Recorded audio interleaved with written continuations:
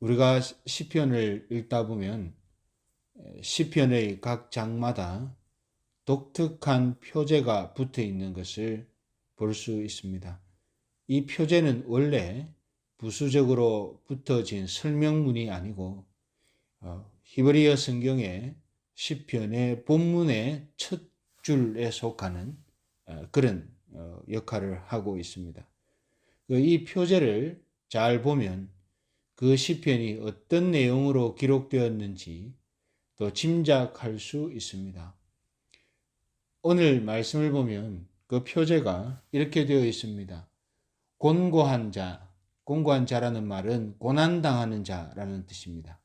곤고한 자가 마음이 상하여 그 근심을 여호와 앞에 토하는 기도라고 그렇게 되어 있습니다. 이것을 보면 오늘 시편 102편의 내용은 고난당한 자, 곤경에 몰린 사람이 자기 근심을 하나님 앞에 아뢰이는 그런 기도의 내용이 오늘 시편 102편의 주된 내용인 것을 우리는 알 수 있게 되는 것이죠. 오늘 말씀 1절과 2절을 보면 고난을 당하고 있는 시편 기자가 자기의 기도를 들어달라고 간절히 구하고 있습니다. 1절과 2절을 제가 다시 봉독해 드리겠습니다. 여호와여, 내 기도를 들으시고 나의 부르짖음을 주께 상달케 하소서. 나의 괴로운 날에 주의 얼굴을 내게 숨기지 마소서. 주의 귀를 기울이사 내가 부르짖는 날에 속히 내게 응답하소서. 지금 시편 기자가 고난을 당하고 있습니다. 우리 아까 표제에서 살펴본 대로 고난 중에 여호와 앞에 토하는 기도라고 했으니까 지금 이 시편 기자는 그런 고난의 심각한 상황 속에서 하나님 앞에 기도하고 있습니다. 그래서 고난을 당하고 있는데 시편 기자는 자기가 당하는 고난에 대해서 생각하며 대책을 세우거나 또 그것을 사람과 의논하지 않고 그 고난의 상황을 가지고 하나님께 나아가고 있는 것을 우리는 특별히 1절과 2절 말씀을 통해서 분명히 알 수 있습니다. 사람들의 일반적인 현상이라고 한다면 이 고난, 어려움 또는 위기를 만날 때에 하나님 앞에 그것을 가져가기보다는 먼저 자기의 경험과 자기의 지식과 자기의 판단에 의해서 그것을 생각하기 시작합니다. 그리고 자기의 판단을 따라서 이런 해결책이 있었으면 좋겠는데 라고 생각하고 그 해결책을 주시도록 하나님 앞으로 나아가는 경우가 일반적입니다. 그래서 한번 잘 보시면 우리가 어떤 기도 제목이 있습니다. 그러면 기도 제목을 가지고 우리는 이런 방향으로 문제가 해결됐으면 좋겠다라는 이미 자기 속에 생각을 갖게 되는 것이죠. 그러면 그 생각을 가지고 기도하는 자리에 갑니다. 하나님, 이게 필요한데 이렇게 해결해 주십시오. 실질적으로 그렇게 기도하는 것은 먼저 자기의 의중을 따라서 하나님께 요청하는 것이죠. 그러면 기본적으로 그렇게 하는 기도는 하나님 앞에 진정한 기도의 태도라고 하기가 어렵다 하는 것을 오늘 이 말씀을 통해서 우리는 보게 됩니다. 하나님 앞에서 진정한 기도라고 할 때에는 그렇게 자기 속에 이미 예측되어지고 또 자기의 원함이 있는 방향을 그런 응답이 주어졌으면 좋겠다라고 미리 생각하고 하나님께 요청하러 가는 것이 아니라 어떤 생긴 기도 제목과 위기와 문제를 가지고 객관적으로 그 기도 제목을 가지고 아무런 미리 생각하는 것 없이 미리 정해놓은 것 없이 또 미리 예측하는 것 없이 그 상황을 그대로 가지고 하나님 앞에 가지고 가는 겁니다. 오늘 1절과 2절을 보아도 그것을 이야기하는 거죠. 여호와여 내 기도를 들으시고 나의 부르짖음을 주께 상달케 하소서. 나의 괴로운 날에 주의 얼굴을 내게 숨기지 마소서. 하나님의 얼굴을, 하나님의 존재를 내게 숨기지 말아달라는 거죠. 주의 귀를 기울이사 내가 부르짖는 날에 속히 내게 응답하소서. 다른 아무런 사전의 마음의 생각이 없습니다. 그냥 내가 지금 이 문제 때문에 힘이 듭니다. 하나님께서 나를 떠나지 마시고 나와 함께 해주시고 내가 이 문제를 주께 올려드릴 때에 하나님께서 응답해 주시고 반응해 주십시오. 어떻게 응답해 주십시오라는 표현이 없습니다. 이게 사실은 대단히 중요한 포인트입니다. 시편 기자가 하나님의 사람인 것을 증명하는 것이 될 수 있습니다. 우리는 그리스도인입니다. 하나님의 사람이고 성도입니다.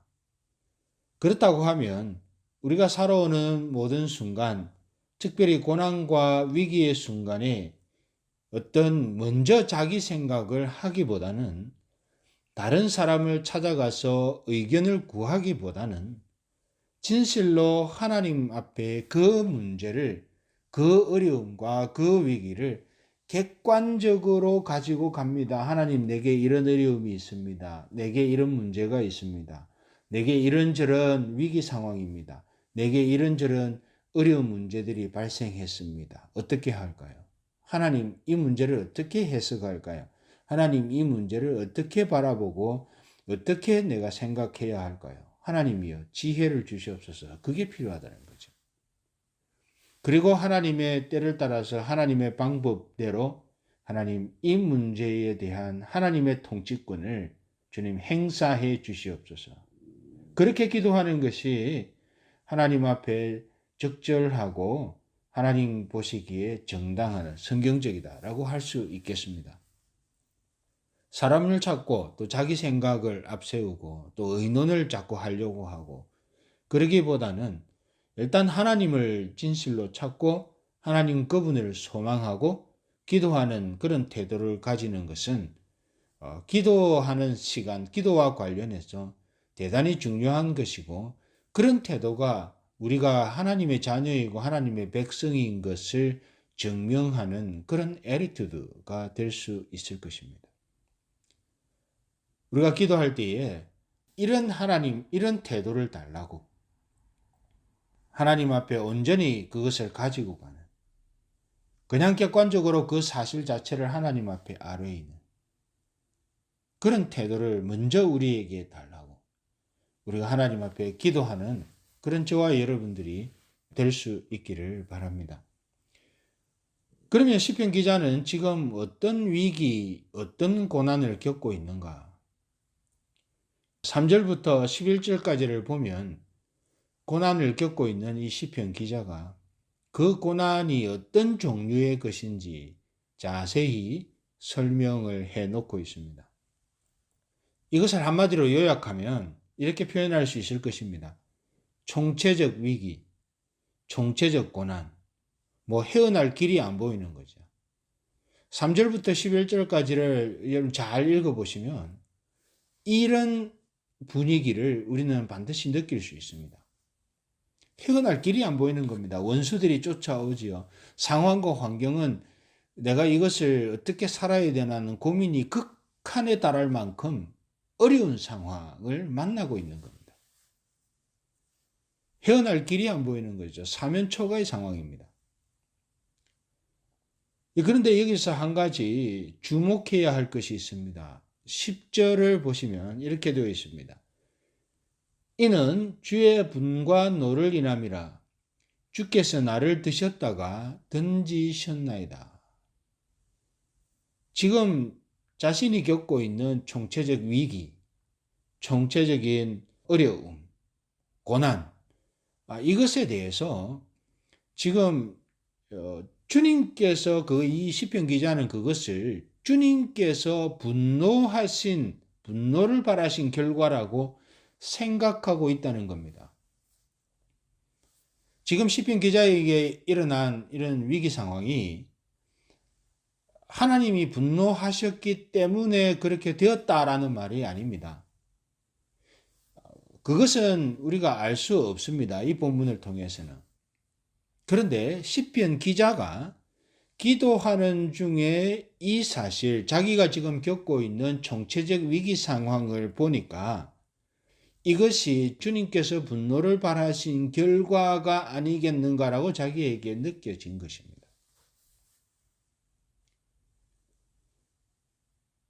자신에게 지금 뭔가 어긋난 것이 있는데 그것 때문에 주님이 분노하셨고 그 분노의 결과가 그런 총체적인 고난을 만들었다라고 그렇게 생각했다는 것입니다. 이것은 모든 고난과 어려움이 주님이 분노하신 결과라고 그렇게 해석하도록 우리를 인도하지 않습니다. 이게 무슨 말인가 하면 이 지금 총체적 위기와 고난을 바라보는 이 시편 기자의 안목의 관점이 변화가 있었다는 겁니다. 무슨 말인가 하면 하나님의 관점에서 그 상황을 볼 수 있는 안목이 열렸다는 거죠. 여러분, 우리가 어떤 위기의 순간 혹은 고난의 순간을 만날 때에 앞서 말씀드린 것처럼 먼저 그 대책을 세우게 됩니다. 또 그와 비슷한 과정과 경험을 지나온 사람들을 찾아서 조언을 구하는 것이 인지상정입니다. 그런데 이 시편 기자는 그 어려움과 고난의 이슈를 그대로 하나님 앞에 가지고 나왔고, 하나님 앞에 가지고 나와서 기도하다 보니까 이전까지는 기도하기 전에는 자기의 관점으로 그 문제가 보아졌다면 기도하고 나니까 아니면 기도하는 중에 경험한 것은 자기의 관점이 아니라 하나님의 관점으로 그 문제, 그 이슈가 보아지더라는 것이고, 이 시편 기자가 그렇게 하나님의 관점으로 그 이슈를 보니까 혹 이것이 하나님의 분노, 진노하신 결과가 아니겠는가라는 점, 그런 점에서 자신을 돌아보아지는 그런 자리로까지 나아갔다는 겁니다. 하나님의 관점에서 볼 수 있는 안목이 열리는 것이죠. 그래서 우리가 당하는 어떤 이슈들을 하나님 앞으로 객관적으로 갖고 나가는 것은 대단히 중요합니다. 왜냐하면 우리는 하나님의 사람이고 하나님의 백성이고 성도입니다. 그렇기 때문에 하나님의 관점으로 당하는 이슈들을 해석하는 것은 대단히 중요한데, 그러기 위한 첫걸음이 그 이슈들을 그대로 하나님 앞에 가지고 나가는 겁니다. 그렇게 하면 자연스럽게 얻어지는 결과가 무엇인가 하면 그 문제가 사람의 관점으로 보아지는 것이 아니라 하나님의 관점으로 볼 수 있도록 안목이 열리게 되는 것이죠. 사실은 그것이 하나님의 응답인 것입니다. 그렇게 된다면 자연스럽게 그 상황에 대한 해결책마저도 우리는 하나님의 관점에서 찾을 수 있게 되는 것이죠. 그렇기 때문에 우리는 어떠한 순간에 어떤 이슈들에 대해서도 우리가 가장 먼저 해야 할 액션, 가장 먼저 해야 할 행동은 그것을 하나님 앞으로 가지고 나가는 것입니다. 혹 자녀의 문제가 있습니까? 그러면 그것을 이렇게 해결해 주십시오가 아니라 하나님 이런 상황입니다 하고 하나님께 가지고 나가는 거죠. 또 가정에 여러 가지 당한 크고 작은 이슈들이 있습니까? 하나님 이거 해결해 주세요가 아니라 하나님 이런 상황입니다. 하나님 이것을 돌아보아 주십시오 하고 그렇게 기도 가지고 나가는 겁니다. 또 개인적으로 여러 가지 힘든 상황을 만나고 기도할 필요가 있는 것들이 있습니까? 하나님, 내가 이런 상황을 만났는데 이거 이렇게 해결해 주세요가 아니라 하나님, 제가 이렇습니다. 이걸 돌아보아 주십시오. 우리 교회도 마찬가지예요. 하나님, 이거 이렇게 해결해 주세요가 아니라, 물론 우리는 그렇게 기도할 수 있지요. 그런데 우리의 마음속에는 이거 반드시 이렇게 해결되어야 됩니다라가 아니라 하나님 상황이 이렇습니다. 하나님께서 컨트롤해 주십시오. 핸들해 주십시오.